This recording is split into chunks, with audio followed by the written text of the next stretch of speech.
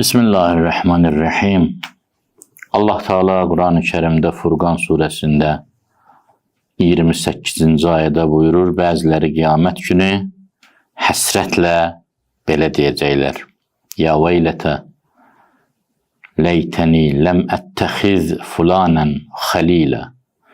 Vay olsun mənə. Ey kaş filan kəsi dost kimi qəbul etməyəydim. Ey kaş filan kəslə dost olmayaydım. Çevrə, ətraf, dostlar insana çox təsir qoyur. Əgər ətrafın yaxşı adamlarla dolu olsa, müsbət təsirdən qaça bilməyəcəksən.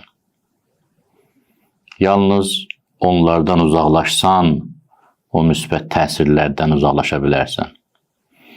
Əgər çevrən mənfi adamlar olsa, mənfi təsirdən qaça bilməyəcəksən. Yeganə çarə, çıxış yolu onlardan uzaqlaşmaqdır. Onlarla birlikdə olub onların təsirindən qurtulmaq təxminən mümkün deyil. İnsan ətrafını düzəltməyə çalışarsa, çox ağır yükün altına girmiş olur. Deyirlər, hər tərəf tikanlıdırsa, ola bilər sən tikanları qırıb, təmizləyib, qurtara bilməyəsən. Amma tikanda yerimək üçün münasib ayaqqabı geyinə bilərsən. İnsanın çevrəsi pisdirsə, ola bilər pis insanları düzəldə bilməsin. Amma uzaqlaşa bilər. Amma neytral mövqedə qala bilər. Deyirlər, çevrənin əhəmiyyəti o qədər çoxdur ki, sən bu psixologiyadadır. Sən dost olduğun, çevrəsində olduğun 5 nəfərin ortaq xasiyyətinə maliksən. Hərəsindən bir şey götürürsən, şuuraltı olaraq, qeyri-iradə olaraq, qeyri-ixtiyar olaraq. Sənin o qeydiyyat aparatın, şuuraltın, səndən xəbərsiz onlardan bir xasiyyət götürür və nəticədə onlar kimi olmağa çalışırsan. Özünün də xəbərin olmadan.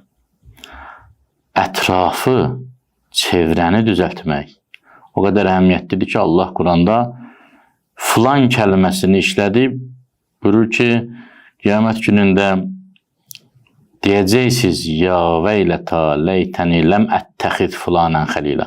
Kaş filanla, filan kəslə dost olmayaydım. O qədər əhəmiyyətlidir dostluq, o qədər təsirlidir dostluq. Pis olarsa çevrə, insanı pisliyə sürükləyəcək. Müsbət olarsa insanı müsbətə sürükləyəcək. Ona görə buyurublar ki, zəmanənin sonlarında insanlar alimlərdən uzaq qaçacaq. Çevrəsini pis edəcək yəni. Ona görə buyurublar ki, zəmanənin sonlarında şəxsiyyətsiz adamlar hörmətli sayılacaq.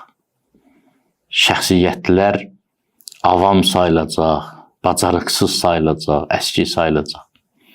Ehtiyatlı olmaq lazımdır, çevrəmizi düzəltməliyik.